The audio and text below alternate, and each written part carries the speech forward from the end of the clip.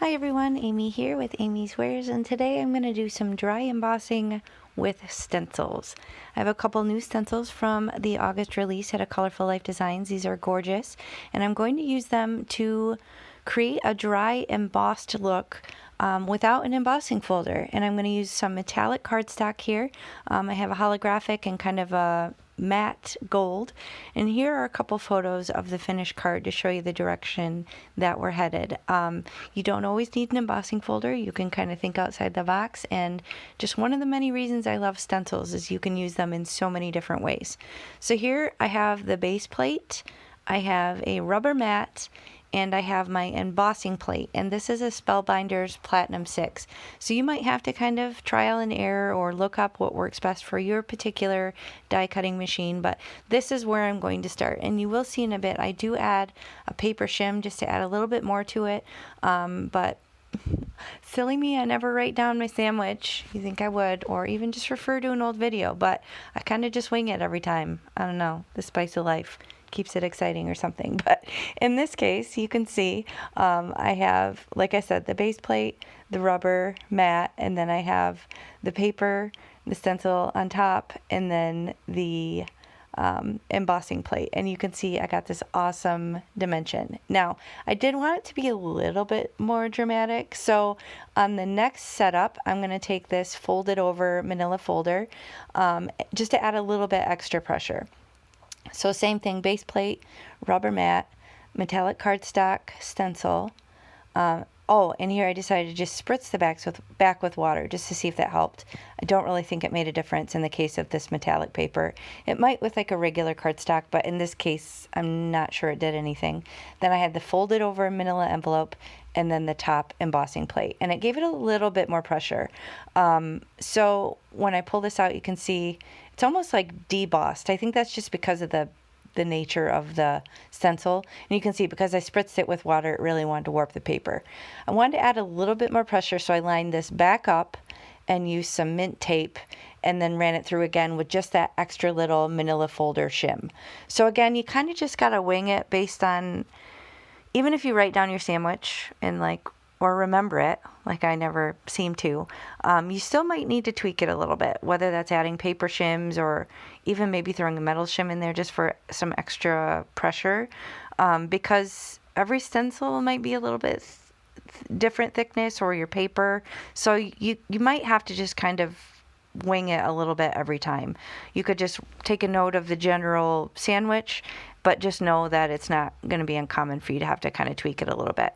Now, it did shift just the tiniest bit on me, so there is a little bit of a double embossing, but it's not really noticeable. And I didn't want to waste any of it, so I cut little strips for the inside of the card, and now I basically just need to adorn them. I attached the panels to US A2 size card bases. That's 120 pound accent opaque cardstock, cut to 4 1/4 inches by 5 1/2, and the panels that I embossed cover the entire front of them. Now, this is my storage solution for my die cuts. I'm sure you've seen this before. Just figuring out what direction I want to take these, or what kind of cards I want to turn them into. So I'm trying to find something that's kind of bold and imposing enough that it will stand off against this very textured background. So I have the Celebrate die from Catherine Pooler. I don't end up using that, but that's definitely a go-to. It's a nice kind of big die. It's kind of a focal point in and of itself. And then I have this You Are Awesome. Sadly, this one I know is discontinued. It was like a cool, I think it was Sarah Barnard or something. It was this whole line of like pop-up ones on the inside of the card. They were so cool. I'm not sure why they are discontinued. They're really neat. But anyway, I just cut the sentiment portion out of it and kind of keep that in there. And then I have that Hello Friend in kind of a matte black cardstock. So I'm just flipping through my options here. But I was going to use my micro dots, and then I realized, oh, look at me. I had actually attached this metallic cardstock to a double-sided roll of adhesive that I have from scrapbook.com. So that one I just need to pull off the backer. So that's another way to die cut. You could do liquid glue, you could do micro dots, you could do two-way adhesive before you die cut. any number of ways. So you do whatever works best for you, but I have that nice black shadow layer just to kind of help it pop off the busy background. And then that Hello Friend die cut just kind of stands off enough on its own. And I will use the micro dots for the Hello Friend just because it is a little bit thin, and y'all know I don't like the liquid glue oozage, so I'm just going to use my micro dots and use that to attach that sentiment onto the front of the card. So you just press it down, kind of burnish it a little bit with your finger. You might get a couple dots on the front. That is the drawback of micro dot sheets. You won't get anywhere near as many on the front as you do on the back where it's supposed to, but oftentimes an adhesive eraser will just take it right off. It works best with the adhesive eraser on like a regular kind of matte sort of cardstock. If you're dealing with a metallic and it's not going to pull up the color of the metallic cardstock, you might be able to use a little bit of like rubbing alcohol and a Q-tip. But again, it's just, they all have their drawbacks. So you do whatever method works best for you. I still like the micro dots just because I will make Hot Mess Express with liquid glue almost every time. So this is kind of like big enough here that I can use the liquid glue and feel like it's not going to be a train wreck. But if I tried to do liquid glue on that little Hello Friend, all I would be able to see would be all the glue seeping over the edges, because that's just how I roll. That's how I struggle.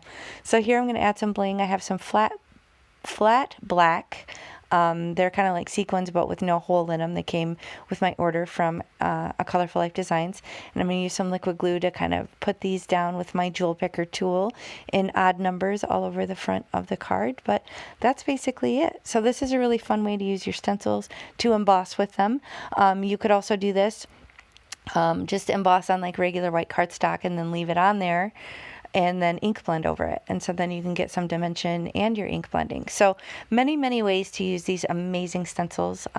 Countless ways, in fact. It's one of my favorite things in my crafty stash, but you guys know that. And this is part of the August release. So be sure to check out the rest and use my coupon AmyFan10 if you shop, and you'll save 10% on your complete order. And it's a really fun release. So here I'm going to do one more little design element. I have this Wink of Stella brush. This is the clear glitter one. It's just going to put a bunch of glittery goodness all over this black cardstock just to give it a little bit more shimmer, especially when you turn it in the light. So it's just a little extra something you could do, an optional step, but I find that it really adds a lot to this otherwise kind of simple design. And I do have that fun, continuation of the panel on the inside of the card as well, just to give it a little extra bit of design element on the inside. And that's gonna finish the cards. That's about it. I mean, so super simple. Just figure out your sandwich for your die cutting machine and use your stencils in a whole new way. So thank you so much for spending time with me today. I really appreciate it. If you enjoyed this, please hit the thumbs up and consider subscribing. I'd love to hear what you think of these. If you've tried this technique, let me know in the comments if it's worked for you, if you've figured out the perfect sandwich, especially if you've figured out the perfect sandwich for a Spellbinders Platinum 6. I would love to hear your sandwich. So thanks so much. I'll catch you next time.